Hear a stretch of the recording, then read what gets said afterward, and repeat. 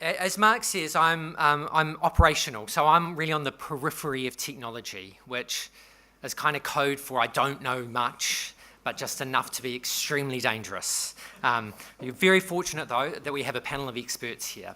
And so I'll introduce each, and then each panelist is going to give a brief sort of rundown of key areas of interest, and from there we'll have a series of questions which are conversational in nature. And so we absolutely encourage you to send through questions if you've got specific questions for our panelists, and we'll read those out, and hopefully you'll get something out of this session. So I'll first start by a brief introduction. So we have Darren Bull, who is the principal consultant at Diffusion, who is the farthest from me right now. We also have Paul Robinson, who is from Suncorp, and he leads the customer technologies team. We have Louise Webster, who's an absolute champion of innovation and the founder of the New Zealand Innovation Council. And finally, we have Aaron Dickinson, who's from AA Insurance. He's the head of strategy, product, pricing, and analysis. So they have very varied but long-standing careers in technology with a real bent for innovation, so they are fountains of knowledge. So perhaps we can start here with Aaron, given that you're the closest and your name starts with A. Thank you. And I'll give you the opportunity, a few minutes, just to cover some of your, I guess, your key passions, the things which you think are most important in this area, which is how people truly run innovation. Yeah, well, I mean, you've got your title down there, which is Technology Doesn't Innovate, People Do. So I was sort of reflecting on that for AA Insurance and where we are today, but probably where we are today is about where we started. So if I go back to 2006, which was probably a couple of months after I first started, the CEO of the organisation came over to my desk and said, it's probably going to be the first time that, in fact, we're almost going to go broke this year. We're going to go broke, and that's a really difficult position for any organisation to be in. And we had to find a way out of that. And so we got the opportunity at the time to talk to a gentleman called Robert Belville. Robert Belville, some of you may have heard his name. He was the CEO of Amy Insurance in Australia, which was a very, very successful, still is a very, very successful Australian insurer. And he sat down with us and he said, well, you know, we've done well over the last 7 or 8 years, but what it really is for us is it's about people and it's about consistency, and you've got to have consistency of people and consistency of strategy. And he got hold of this piece of paper and he gets his pen and he starts drawing something on this piece of paper, and he hands it over to me, and down one side of it it's got values, and on the other side it's got purpose, and in the middle it says strategy. And he said the consistency here isn't the fact that I can draw it, but if I go and speak to 3,500 people who work for Amy, every single one of these people could draw this thing that they called their alignment model. And he was going, you know, businesses have these things all of the time. They pop them in the top drawer after the first day and go, see you later. Mm-hmm. We talk about this all of the time. Alignment, constant alignment, and it's about having the right people in the business, that's our values, and it's about pursuing the same strategy. And that's the 2006 story. And unfortunately, and I'm the head of strategy, 2017, our story is exactly the same. It's really easy doing my job because it's the same strategy year on year. Mm-hmm. Really good people and the same strategy. And it's from that you find people just innovate anyway. We've not really needed a process. We've just needed really good people who wanted to get stuff done and the same strategy year on year. And that's kind of how it's worked for AA Insurance. Super. Thank you very much. Now, Louise, you must have seen a lot as the founder of the Innovation Council. So perhaps you could give us some of your initial thoughts in relation to structures and people in relation to innovating in this space. Absolutely. So look, I'm the founder and CEO of the New Zealand Innovation Council and the New Zealand Innovation Awards. And what that means is that we are a national innovation and business growth community. And I literally have the privilege of talking to and working with thousands of businesses every year, everything from very large organisations with thousands of people that are global multinationals, right down to guys and girls in garages just starting out. and doing a whole range of different things. So I suppose my view of innovation is incredibly broad.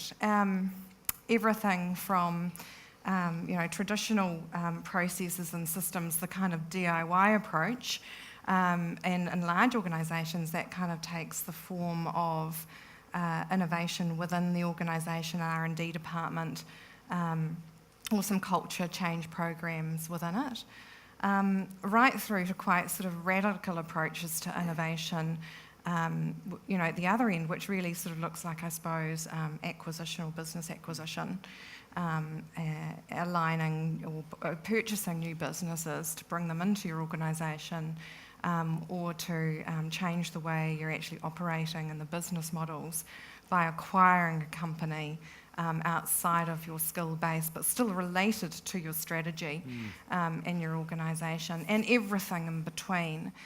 So the models for innovation at a large organisational level look sort of vastly different. And that's what I'm quite interested in. The one, the two pieces that sit across that are always the same is, back to the topic, a culture of innovation and developing that culture, and a really, really strong focus on and centricity on strategy and customer and adding value to the customer. And I think if you get those two things right, they form the glue for everything else. Thank you very much.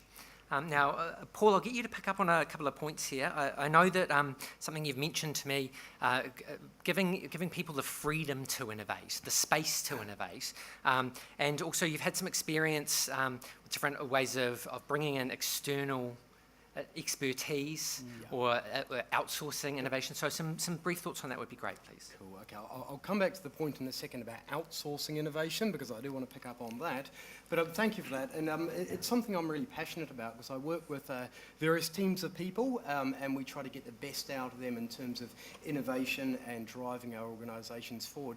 I suppose there's three key points I wanted to make. The first of all is that you right now have really great, innovative, entrepreneurial people in your organisations right now.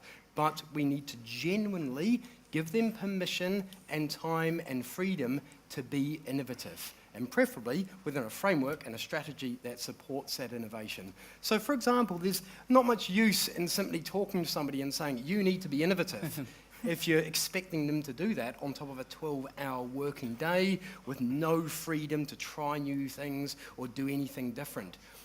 And there's also not a lot of point in just simply paying lip service to innovation by doing things like saying, we have an innovation day where teams get to compete for ideas, if there's no follow-up from that. If all that happens to the winning teams is that they get to see their great ideas ground into nothing by the big corporate machine. Instead, it's got to be a genuine investment in time and money. And to your point just there about injecting things in, don't be afraid to inject ideas and technologies and expertise in from outside if you need to. So by all means, look within your organisations first. Look for those hidden gems that want to do innovation, but maybe they've been undiscovered. But if there's something else from outside, bring it in. There's plenty of ways to do that. There's startups that you can partner up with. There's things like Spark Lab that you could take advantage of. And if you're looking for something like a individual niche technical skill, we've got a whole world of freelancers and contractors that could come in. But the key thing to the point about outsourcing is don't outsource the whole innovation effort. Instead, insource knowledge so that you learn and grow. And then when those organisations that you've partnered up with and those other people have used, when they leave, the IP doesn't walk out the door with them. And my third point is just around celebrating the learning that comes with trying new things. So it's actually a really good thing to try something and to fail. Just as long as you fail fast, preferably fail small, and learn something from that. And if you've have an idea or proposition and you try it out and you get feedback from real customers that maybe it's not on track and you change, and let's say you do that 6 times, well, that's 6 things about the needs of your customers that you didn't know before you embarked on that journey.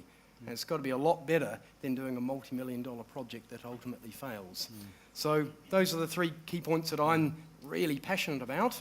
and hopefully it answers your question. Absolutely, thank you very much. Now, finally, Darren, I mean, you've also had a significant experience in a large corporate environment with many years at Sovereign, and more recently you've started your own business, a boutique consultancy. And so perhaps you could give us some insights into the work that you've been doing and possibly some commentary around market shaping with innovation. Thanks, Hayden, and good afternoon. So the area that interests me the most is how you use innovation. And I think every organisation that uses it should have the ambition to shape the market, to change the market, and that should be a legitimate strategy. An alternative strategy, I guess, is acting like any competitor should. So someone does this, we'll do this, and we'll do it a little bit better. To me, that's not innovation.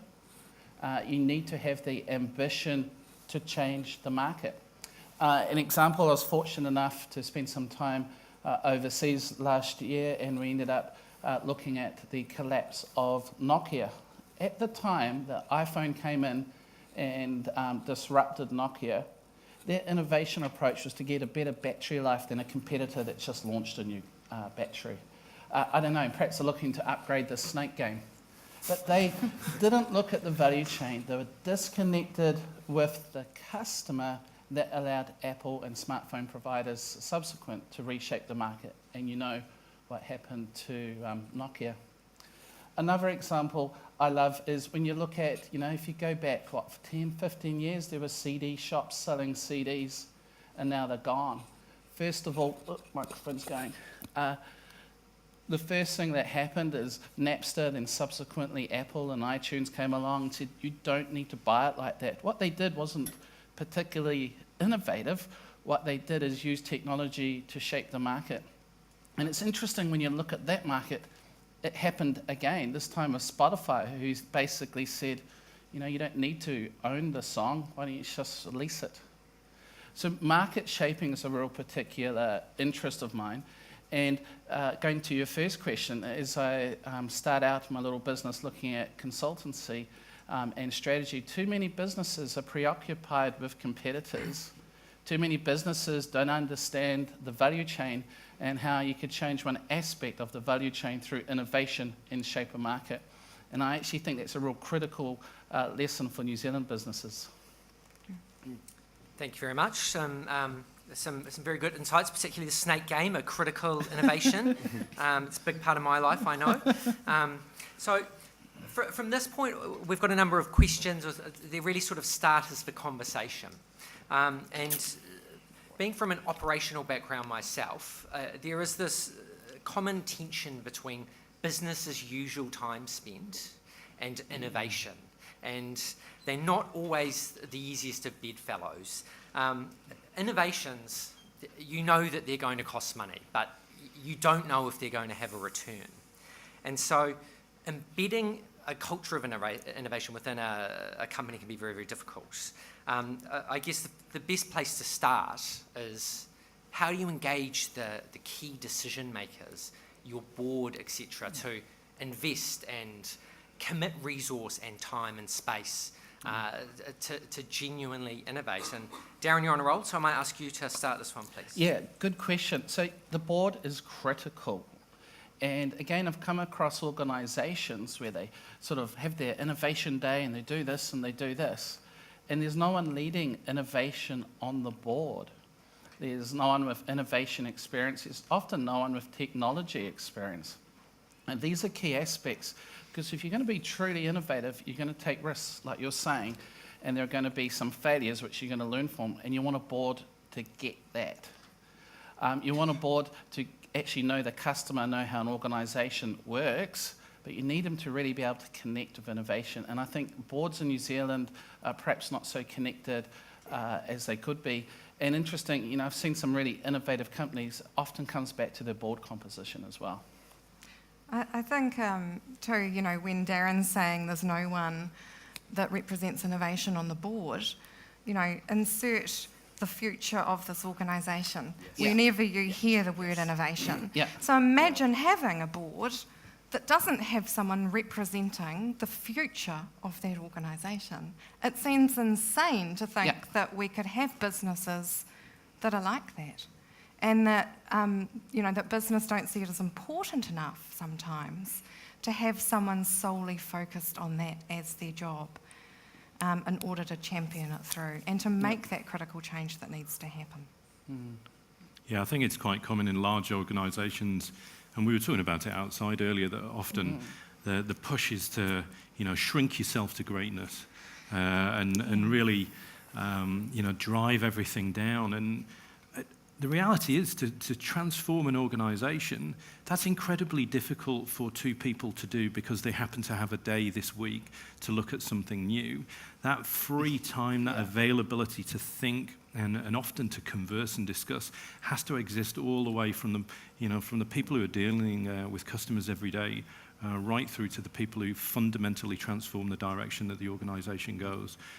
It needs time, it needs a lot of thought. I also think that comes back to business model. So absolutely, if you want your organisation, or you've got an organisation where you want to create a culture of innovation inside the business and you want to innovate within the business, that's one option, but it's not the only option. You can actually create or acquire other organisations that are the future of your business and innovate outside of that, so that you're actually leaving operations and business as usual to do business as usual. And usually, organisations are very good at that. They're very good at business as usual. So why break that mould? Why try to take people that aren't future-focused outside of that paradigm when there's a whole range of innovators and what I call rebels outside in the big wide world that you can actually access to help you innovate. So it also comes down to structure and business model.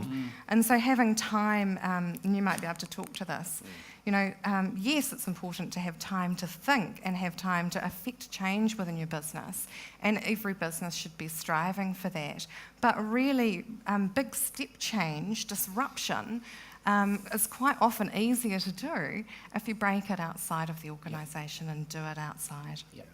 I think also to add to that as well, that we've got to accept that when we're dealing with new things, we're dealing in a world of uncertainty. I think a lot of how organisations work is tied up in a very sort of quite old school classical way of saying we're going to create a business case which is going to predict what's going to happen over the next 5 years in a very, very accounting type way, and we want certainty. We want a guarantee of this is how much we're going to spend on this particular project and we're going to get this rate of return.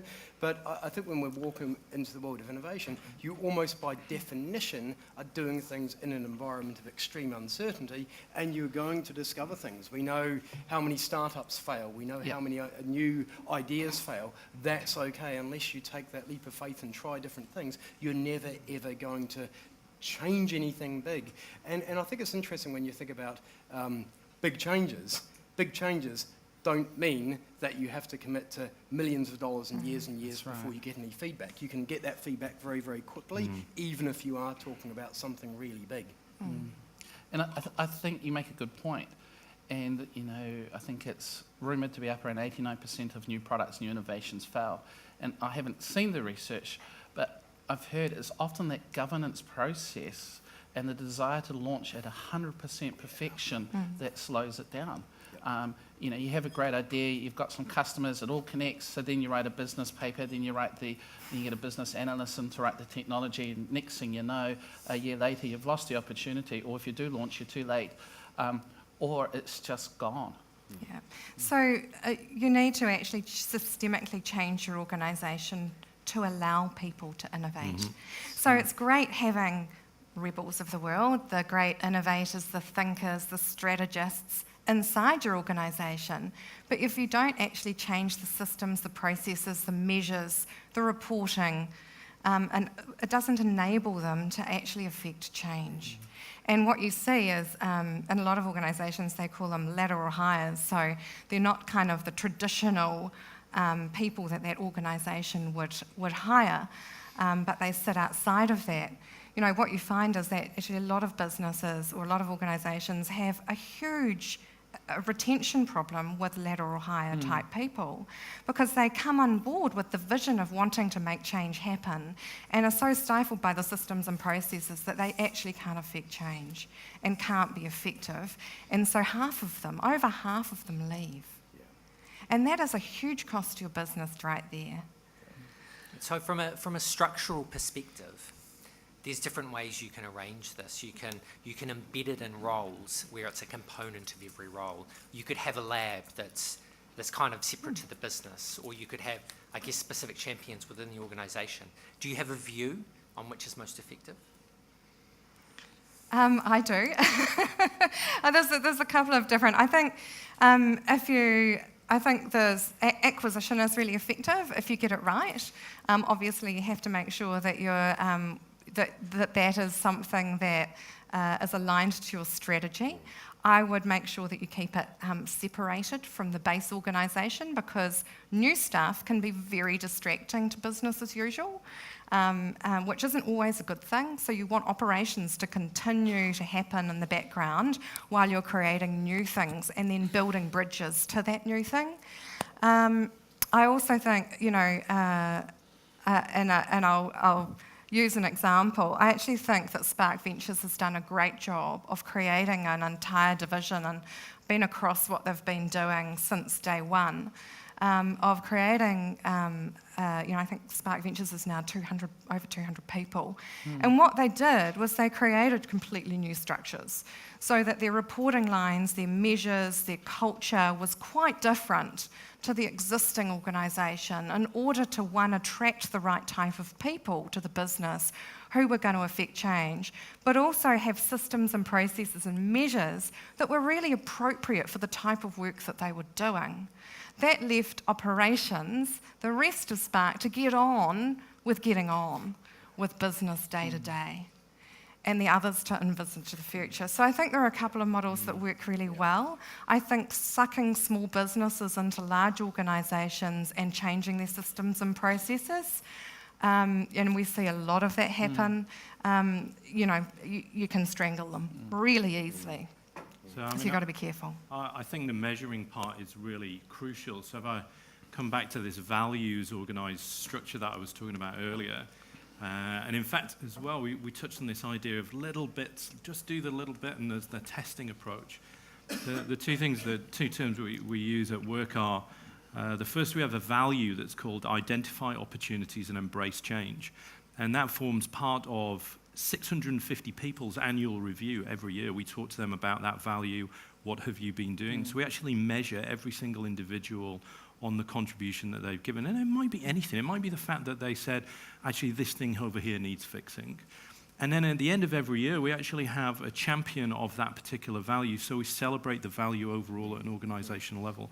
And that's a strong cultural metric. It's not something that you measure in a number, but it says back to your people that it's really important.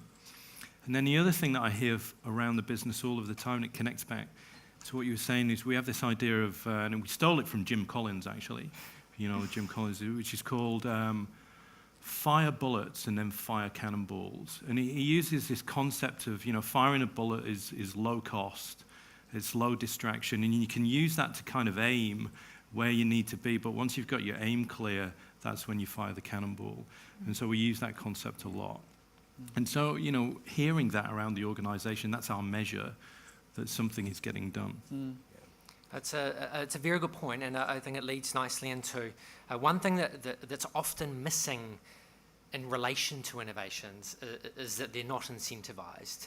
And you will have heard a lot people say, if it gets measured, it gets done. And particularly it's getting measured because I'm getting rewarded for that at the end of the day. And so, how important is it to incentivize genuine innovation within a business, and how might one do that when it may be a little less tangible than your hard financial metrics, new business, retention, these types of things? So I think, coming back to what I was saying now, I'll just say, real super quick, is we found incentivizing it with money actually has the reverse effect. Yes. People don't want that at all.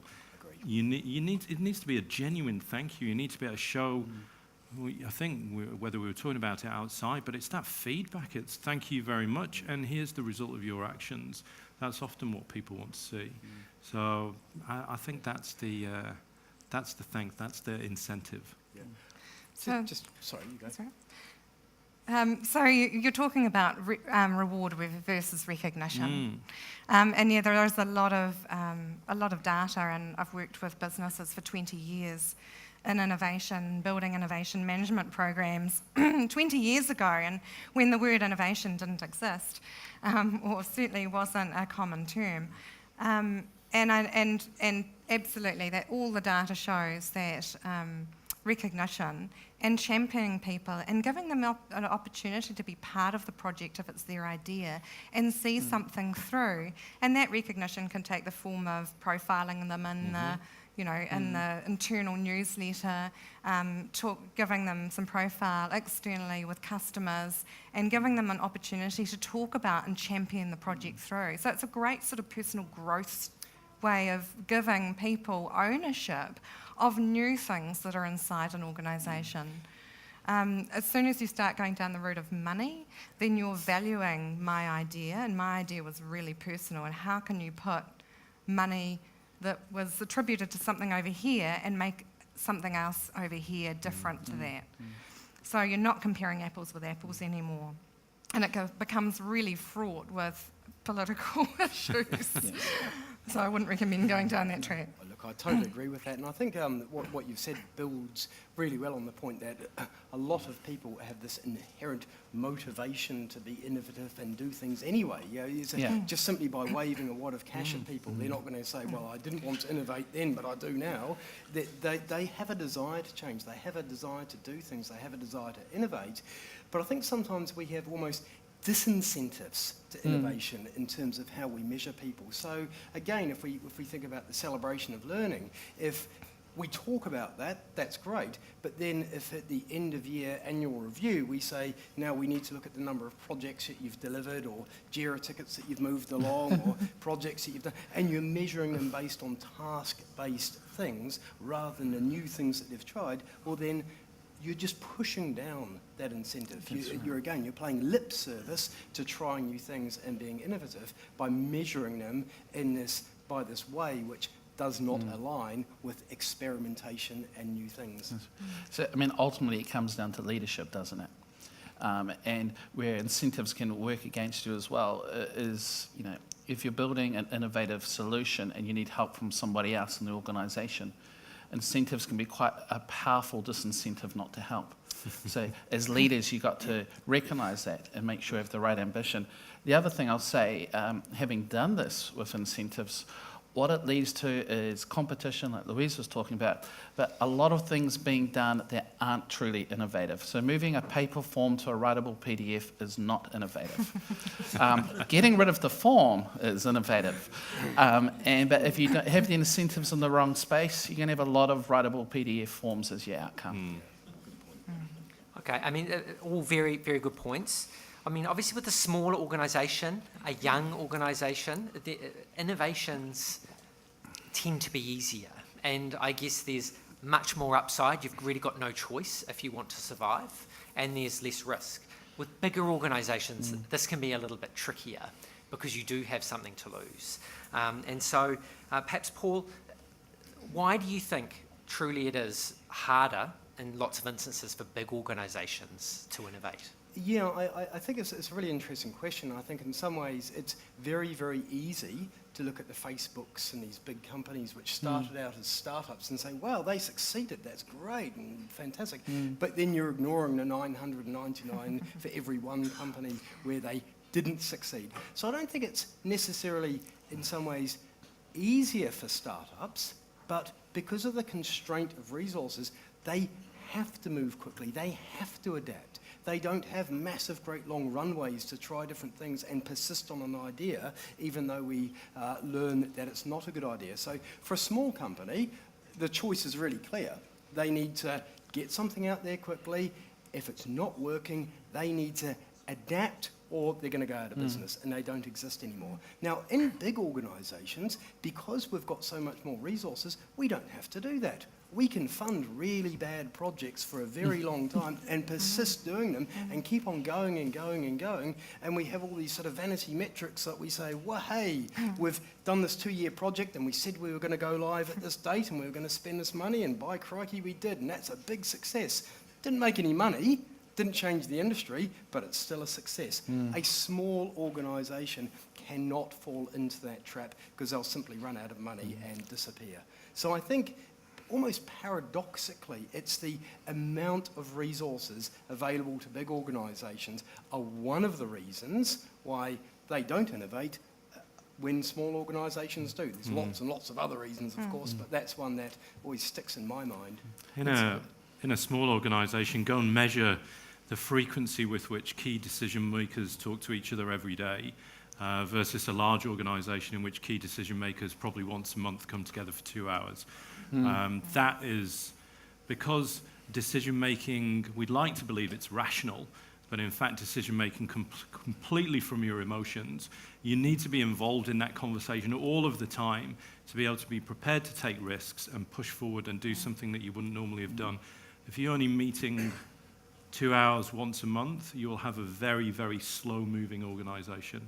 And that's where smaller organisations have the advantage over the large. I think the other thing as well is small organisations are connected to their customers. I've worked with some small organisations who knew their customers by name.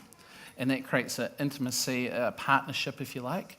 A good metric is to count in the organisation how many people actually deal with a customer. And when you get to corporates, it's below 50%. And that's the real reason, because you don't have people who are connected with the customers. And you can solve that. They can go bring customer focus groups and they can hop on the phone, listen to some of the conversations. But as soon as you get that distance between the customer and the end innovation, it's just going to slow it down. Yeah, and I think that brings us back to, a good point really, measures and being customer-centric. So instead of having having all of those metrics that sit around, have I hit my timeframes, am I launching, actually why don't we measure customer value?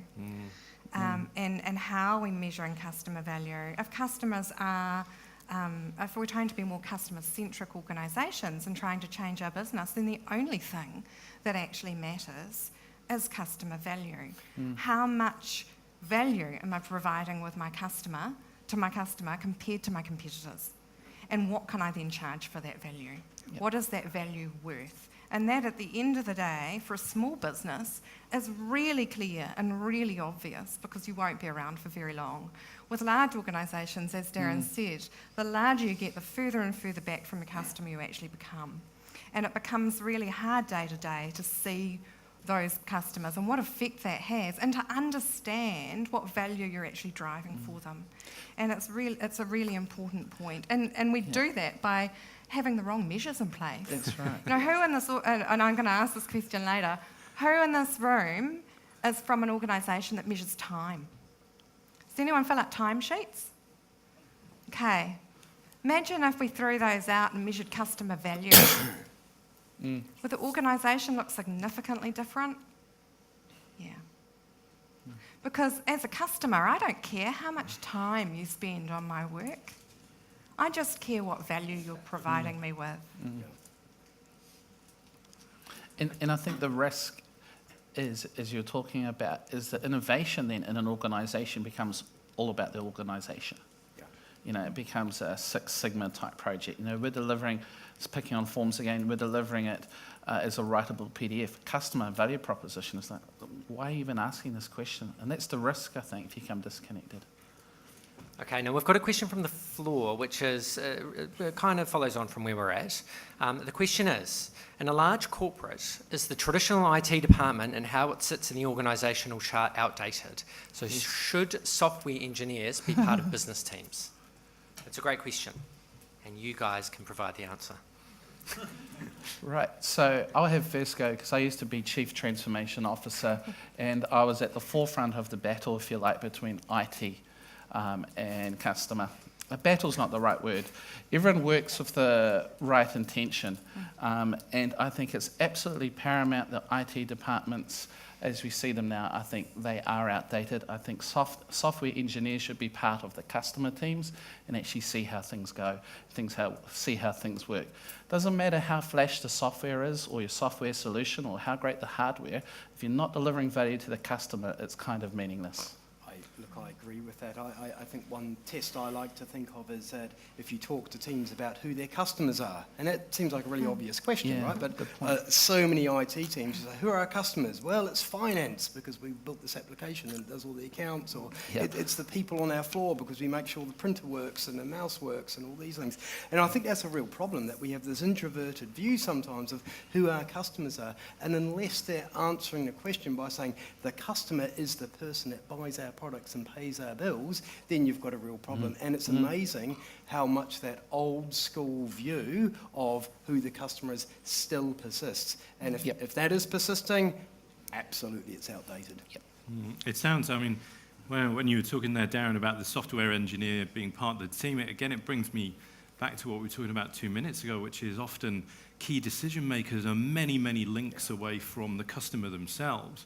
And so, again, when, structure can solve that, but often it's about, can I just go and talk to the head of IT? I've just got off the phone, I'm going to go and talk to the head of IT. And so, again, whether you do that through structure or whether you do that through just a group of people it's totally okay in this organization to go and talk to whoever you want, because that's the fundamental underlying culture that we have here. I think structure often gets in the way. Yeah. You just need to be able to feel that you can open your mouth and someone will listen. Once again, it's just coming back to leadership every time, isn't it? It's a very good point. I mean, and underneath it all, the critical components, people. So there's different ways to implement, there's different ways to execute, but having people who are fundamentally innovative and allowed to be, it looks like a good recipe for success. And are externally focused. That's right. You know, it doesn't matter what those teams look like or whether they have a software engineer in them or not. The purpose is to have a diverse range of people in the team that are all customer and externally focused. And they might be focused in attitude, and if they're not, then you need to get them there. Yeah. They need to have the right information and understand what those customer needs and those future customer needs are going to look like. Well, try as we might, though, you will sometimes encounter blockers. So people who, for whatever reason, they might not be conscious of it, but they have a tendency to get in the way of innovation. Probably all of us come across them. So how do you get around this? How do you remove blockers in the nicest possible way? Can I start that one? I think it comes back to measures. So the reason people block innovation and stop innovation from happening within an organisation is because they're measured on the wrong things. So what I've seen over many, many years is generally middle to senior management derailing projects halfway through, and they'll quite often derail them because they cannibalise existing revenue streams. So they're new things that are going to take away from existing products and services and markets, and guess what? They're incentivised, and their bonus at the end of the year is placed on the measure of that product performance. So there's no hope in hell that they're going to watch their revenue or half of it be taken away or cannibalised by a new product that's going to take over, unless you change those measures. I think measures is absolutely crucial. So you talked about removing blockers. How do you remove a blocker? Well, you actually remove the blocker by physically removing the blocker. So I'll come back to this. If we measure 650 people every year on identify opportunities and embrace change, and you don't hit that measure, and we are a values-led organisation, then we will remove that blocker. And it's about constantly combing, for us, it's been about constantly combing through a culture to go, we can't get things done if the organisation's full of blockers. So let's measure the embracing of change and remove those people who won't play that game. Excellent. Okay, and now I think one of the phrases that was used a little earlier, I think it might have been Louise, it talked about rebels within an organisation, people who absolutely, it's just in their blood, they want change and they want improvement and they want innovation. From a manager's perspective, that's not always the easiest person to have in your team. And so how do you lead a group of people like that? Or even an individual like that, I guess. Yeah, so I'm going to, the next talk I'm going to do is really all about rebels and creating a culture of change. And I believe that we need rebels in our organisation. They are the change catalysts. And I'm quite proud to call myself a rebel, and I'm sure these guys are too. But, how do you actually lead rebels? Because you can't manage them. They're the people that are a real pain in the arse, pretty much. They're the people that challenge everything. So every conversation you have with them, they're there going, yeah, but what about we do it this way? And what about we do it that way? And what about, they change every structure, every conversation. And they are incredibly hard to manage. So don't manage them. They need to be led. And they need to be led with a great big vision, and they need to be given problems to solve, because this is who they are. So don't ask for change and hire people for change and then stop them from making that change. And again, that again comes back to ways of measuring systems and processes within the organisation. If you don't let them make that change or change the systems and processes at the same time, then they can't affect it. I think don't underestimate what a challenge it can be. So I've managed a couple of rebels. The first one not so successful. So both of these gentlemen with giant brains, completely innovative. The first person just couldn't communicate. He couldn't communicate. He was rude. Everything. And when I had a performance discussion with him in an office, as you do when you're in a corporate world, his answer was, the reason I took this job was because of the vision of innovation, the vision of trying new things. In my PD, it had nothing of that. I had to talk to people. And that's why I took the job, so there was no communication. In fact, you're not living up to your promise. I need a space where I can just do my stuff and show you guys how to do it. And look, I think my first answer would have been a little bit confrontational. It was like, well, I can change your job description. But what I thought it through, in the end we gave this gentleman office. We helped him with his communication. But on a day-to-day basis, he didn't need to communicate so much. You just, as Louise said, you give him the problem. Yeah. And if he wanted to go talk to a customer, he would just ring one up and go, hi, I'm from XYZ. How do you do this? Now, it's not the best way of communicating there, but, he just did it. Yeah. There's something to be said for protecting innovators from the organisation and sort of, in some cases, protecting the organisation for innovatives where needed. So, I mean, I was listening to a podcast the other day, and it was the former head of innovation of HP, and the way they did this is they had a secret innovation lab that nobody knew about, and was off-site, and it was funded by a line item in the ledger which was hidden and abstract, and that was his way of protecting the innovators, that nobody knew about it. And that's one way of doing it. I like to think that when you've got something like a culture that supports innovation and a strategy that supports innovation, like what we've all set up here, you don't need to hide it away, but you still do need to offer some protection where you've got people that are the rebels. You do want them, but you know that they're going to rub some people up the wrong way, so maybe you can just shield them a little bit and allow them to do what makes them so valuable. And help them navigate that politics. Yeah, That's right. Too. Yeah. They're often some of your best people. Yeah. And they're there for the right reasons. They wouldn't be fighting and trying to make change if they didn't believe in it. No. Yeah. Okay, now we've just got a little over 5 minutes left. We've got another question here. What innovations are on the horizon for financial services? Now, I think we've covered the editable PDF, so skip over that one. Go straight to the next thing, please. There's nothing else. So I think one of the biggest innovations that I see in the financial services probably over the next 5 to 10 years. Traditional form of doing business for most financial services is multiple to a single entity. So what that means is many customers directing and a single entity producing all of the value for that group of customers. What is going to change, and you're seeing it in other models, is moving to a multiple to multiple environment, which is allowing many customers to connect into many providers of value in the future. And that's going to provide a big problem for people who think they are the sole manufacturer of everything. That's right. And your classic one outside of financial services are the Airbnbs and Ubers, but that platform-style model will slowly get applied to many business structures, and financial services is right for it. Yeah, I think that's right. You could easily pick out technologies which I think will change things. You talk about AI, we talk about blockchain, we talk about all these kind of things. They really facilitate the move towards that network type model, the value of lots and lots of players dealing with lots of other players, the value of the network is the square of the number of people there, and it's bits of technology that enable it, and the convergence really of a number of technologies that allow us to take advantage of that network.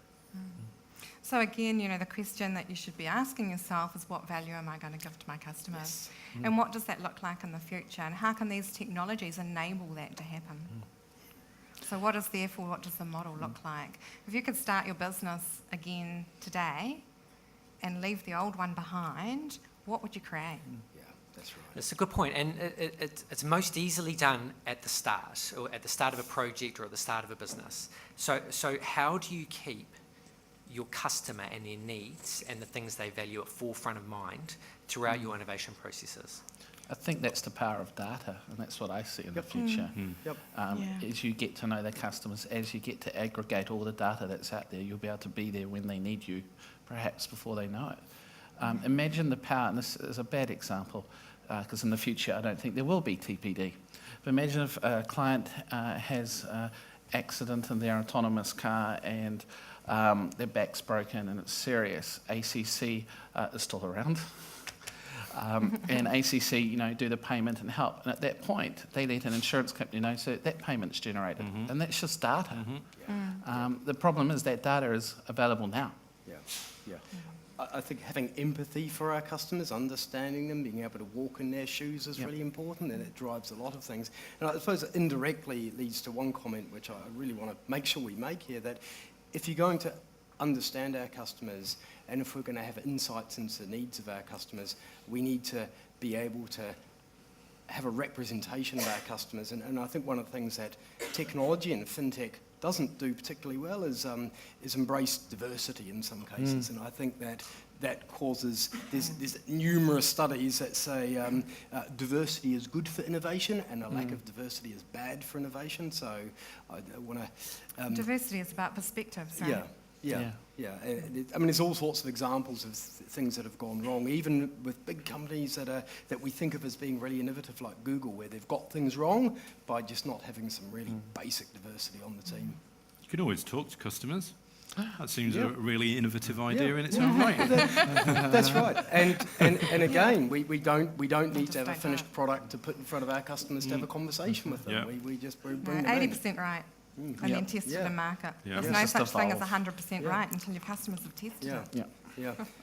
It's funny, isn't it? There's always a fear of putting an unfinished product in front of our customers that's going to put us off, and the customers are going to hate us, and they're not going to want to talk to us again. Or we're going to reveal ourselves to competitors. But if you look at disruption, that's exactly what happens. That's right. That's Quite right. often, the organisation that's small and fast and nimble, and has inferior products and services at sometimes a higher, at a lower cost, actually disrupts a very big quickly. industry. And that's how disruption takes place. Absolutely.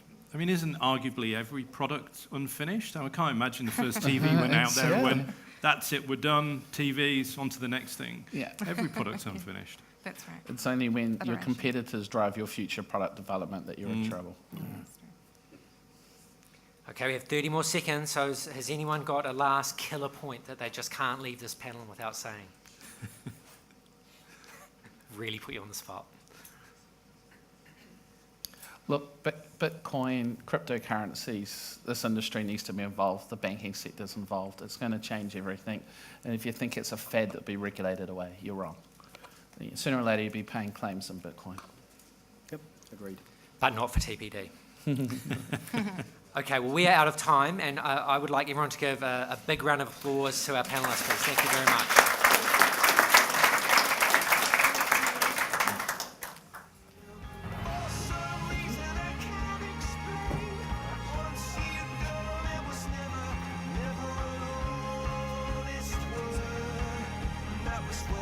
Just before we finish up here, guys, I'd like to say a big thank you and challenge you to think about what was discussed here.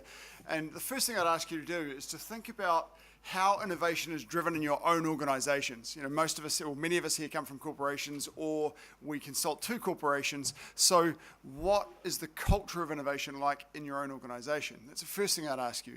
And the second thing I'd ask you is, what would you change based on what's come out of the conversation today or anything you've already thought of? What would you change about your own culture of innovation? Final thanks here. Darren, okay, well, Aaron, sit down for me, please. Oh, Paul, yes, couldn't see the faces. Darren, Paul, Louise, Aaron, Hayden, big thank you for your time. I really appreciate it, and I hope you all got something out of it. Thank you very much.